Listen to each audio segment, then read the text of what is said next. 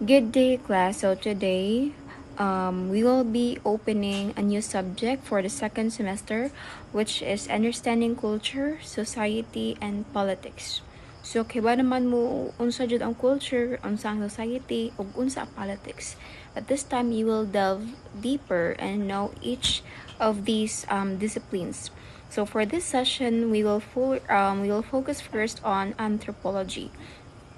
So before we start, takot pangutana. Unsay inyong ma-feel kung makadug mo og kanang lahi-lahing kultura or lahing batasan sa uban? So some may say makalingaw, makalibog, or interesting. And that's exactly what anthropology studies, the diversity of humans. So first question, what is anthropology? So anthropology means study of humankind. So in Bisaya, pwede na to ingnon pagtuon sa kinabuhi, batasan o kultura sa tao. So it explores questions like asa tagikan, unsa atong evolution, ngano lahi-lahi ang kultura, unsa epekto sa lengguwahe sa atong identity. For example, kung maingon ta og manok sa Cebu, dili parehas og luto sa Ilocos. That's cultural variation. So anthropology helps explain why. So now we start with anthropology as a discipline. So ang anthropology lain sa history o psychology, kay mas lapad og lawom ang coverage sa anthropology. So first we have actually gisummarize lang nina ako siya tanan para dili kayo siya bugat para ninyo. So we have two specific approaches. We have scientific and we have humanistic. So when we say scientific approach, when it comes to understanding the anthropology of humans, pwede na siya murag science lab. For example, mangolagtag data, mag-experiment, mag-analyze og numbers. Sa example, gi-study nila ang tooth animal para hibaw-an unsay gipangaon sa tao sa una. So more siya forensic science to murag gipang dissect to nila ba mga fossil sa mga sinaunang tao sa una para mahibaw-an nila kung unsay mga pamaagi, unsay mga gipangkaon sa mga tao sa una para mas makasabot ta kung diin ta og unsa ang atong gigikanan. So next we have humanistic approach. So if the scientific approach is more on forensic, no? So a humanistic is more on feelings, meanings, o culture. Sama kung imong tan-awon ang sayaw sa isa ka tribe or tribo, dili lang nimo tan-awon ang steps. Pero kung unsay kahulugan ana. So na ang kada steps niya nagid siya meaning. So next we have the nature of anthropology. So ang anthropology gikan pa na sa panahon nga ang Europeans, no, nag-explore og lain-laing lugar. So naa sila curiosity about other cultures.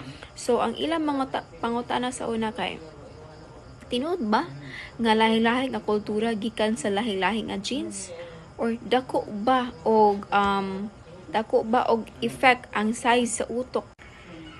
So, the first one is holism or holistic view. So, tan-awon nato, so in summary, ani siya nga perspective, this is where we look at a person as a whole. Yang lawas, yang kultura, yang history, yang tanan. So, for example, kung naay problema sa estudyante, dili lang ang academics ang tanawon. Apil ang family background, culture, and environment. So if you are an aspiring teacher, if you want to be a teacher like me, so if you have students nga badlongon, kanang dili mo eskwela, kanang late mo pass, dili mo pass, you do not just judge a student based on his or her academic performance. You need to know what affects the academic performance of the students. Maybe broken family, maybe financially unstable. So, holism ba? Whole. You look at the student as a whole. Nana siya. Next, we have cultural relativism. So, this means that dili ta dapat mo judge kung lahi ang kultura sa laing tao ato sa sabton kung ano. So, for example, sa ubang lugar, okay ra ang magkaon gamit ang kamot. di ba? Same sa Philippines. Okay naman, kambot man kita to andan. But sa uban, kinanglan utensils. But dili sila layop. But dili sila sayop. Lahi lang. Okay, mo nilang kultura. Mo nila ang naandan. So, we cannot say entirely that their culture is wrong just because they don't have the same thing that we have. Okay? So we learn to understand and appreciate the culture of others as well. Third is comparison. So comparison in summary is comparing of cultures to understand the similarities and differences. So, for example, you compare the traditions sa Cebu versus traditions sa Luzon. Ingon ana siya. Okay? Next, we have fieldwork. So, fieldwork is kanang moadto gyud ang anthropology sa community, magstorya, mag-observe, usay mo puyo pa didto. Like for example, mag-conduct like case study about this and that. Fieldwork. Okay? So, mura siya immersion ninyo sa una at tumo sa barangay para makakita og real life situation, or if you are in the field of nursing, magtumog ka ng mga laboratory, you work with the barangay health workers, or if you're a teacher, you are exposed in the real field of teaching. Ingon ana ang anthropology. So, now that we are done with the anthropology, let's proceed with sociology. So now, we have sociology, no? So, sociology is the scientific study of society and social behavior. In Bisaya pa, pagtuon kung unsaon sa mga tao ang pag-istorya, pag-uban o pagpuyo sa usa ka komunidad. So, we have here Auguste Comte. He is the father of sociology. Siya ang nag-ingod nga society follows a certain laws. Okay? So, we have here this one.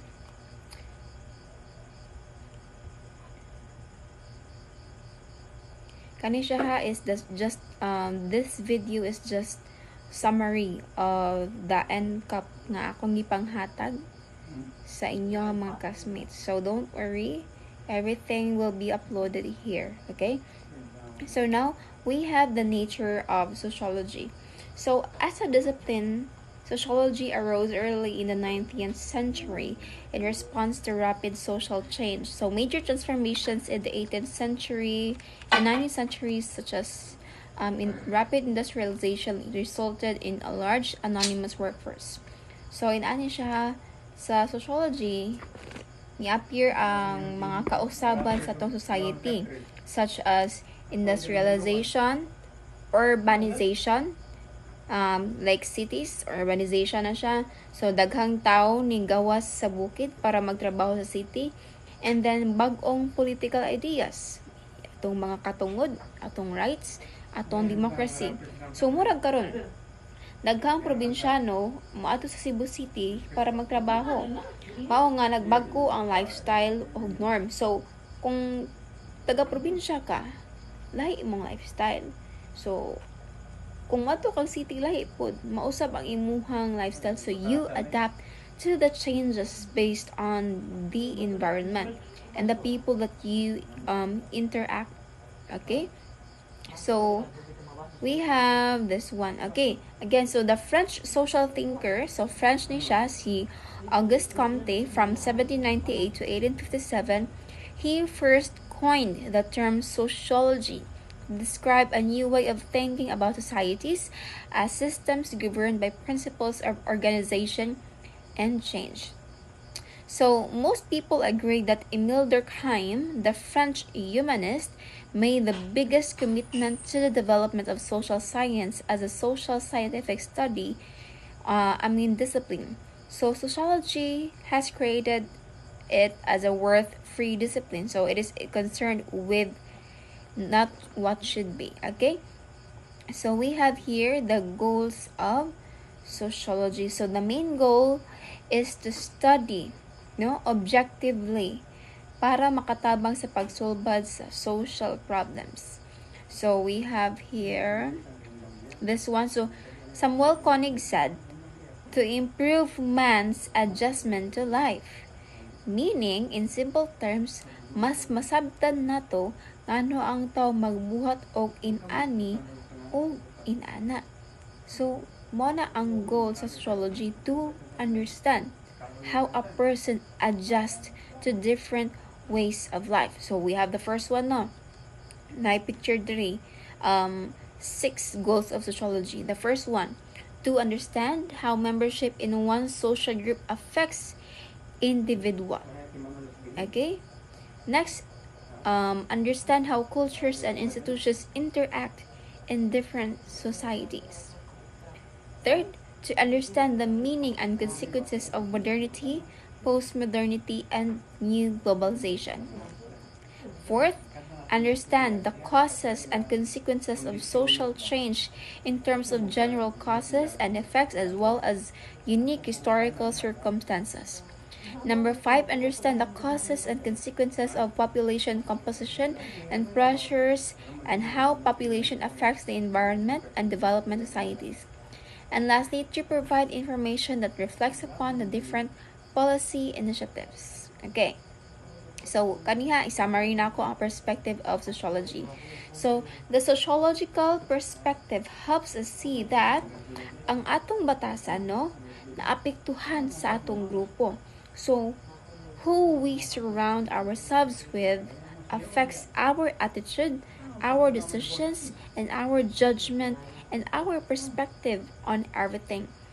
And also, culture influences behavior. Social problems are also connected with personal experiences. For example, ngano ang estudyante nga naay strict parents mas musunod sa rules kay social environment na niya. Diba? Manlok siya ma-fail. Kay strict man iyang parents. Maupo na iyang perspective sa pag-eskwela. Okay. So, gani. Tanawa ang connection between personal problems and social issues. So, for example, kung daghang estudyante dili ka afford to school supplies, dili lang na personal problem, social issue po na siya. Why? Because we are not working well when it comes to providing basic educational things and materials for our students. So, if ikaw naglisod ka og provide og kanaang school supplies, that is not just a personal problem. That is also a societal problem. Okay? Mo na ang perspective sa sociology. Kagets ra? Okay. Next, let's have political science. Okay. So we have political science. Miss, unsa na ang political science? So, sa katong wala pa kay baw, kung unsa ang political science studies power, governance, decision-making, and political behavior. Imbesiya, pagtuon, unsaon pagdumala, or pagdala sa nasod, unsa ang power, o unsa ang dagan sa politika. Okay. I know aware naman mo unsa ka grabe ang corruption right now sa Philippines. So this topic might be sensitive to others, but I want you to be open to our lesson for today and set aside our political biases, okay? So we start first with the nature of political science. So political science covers theories and practical issues like government systems, diba? Our education, our health, our culture, our agriculture, education, and then we also have elections, diba?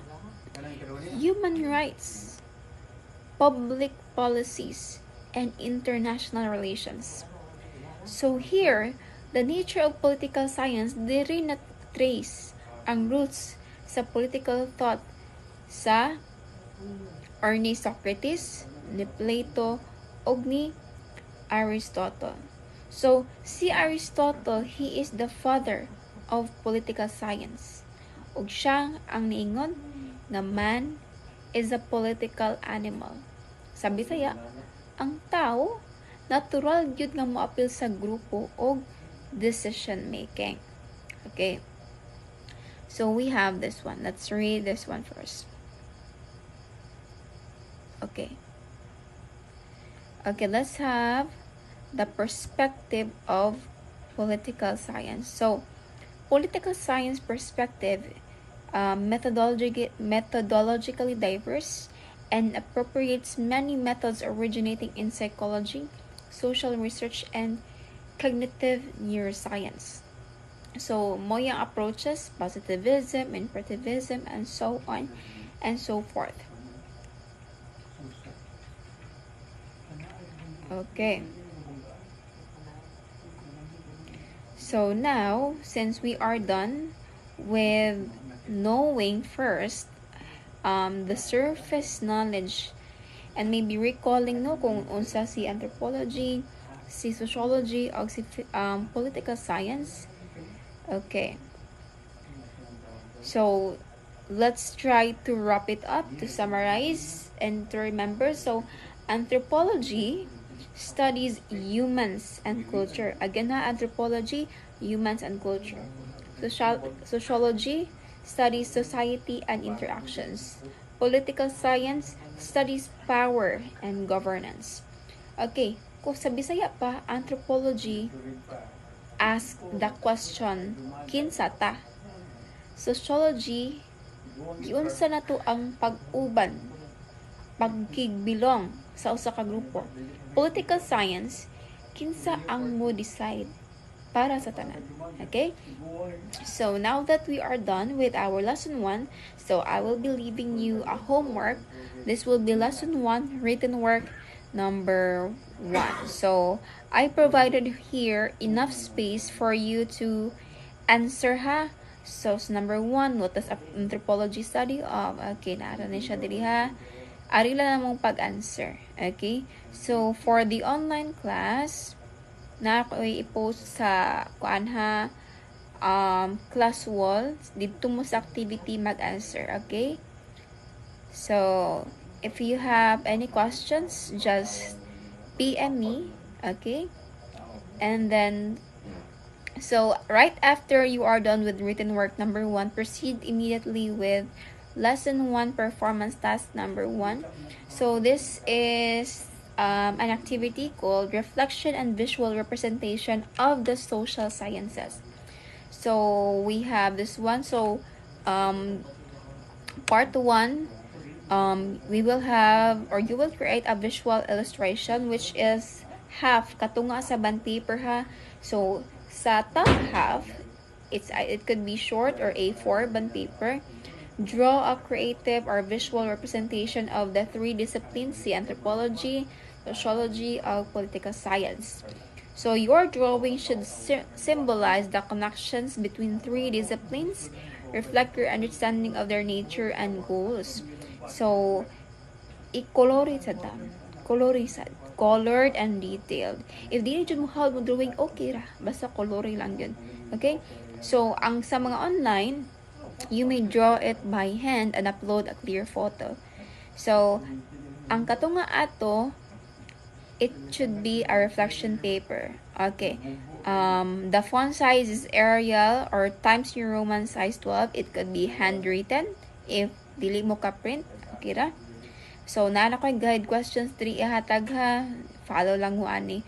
No, you can copy and answer the questions, and you may also not copy it. Okay? So this is worth 50 points. So we have here the rubrics. So content and understanding, 20 points. Depth of reflection, 15 points. Organization and clarity, 10 points. Mechanics is 5 points. A total of 50 points. Okay? So that would be all. Thank you so much, class. If you have questions, just PM me.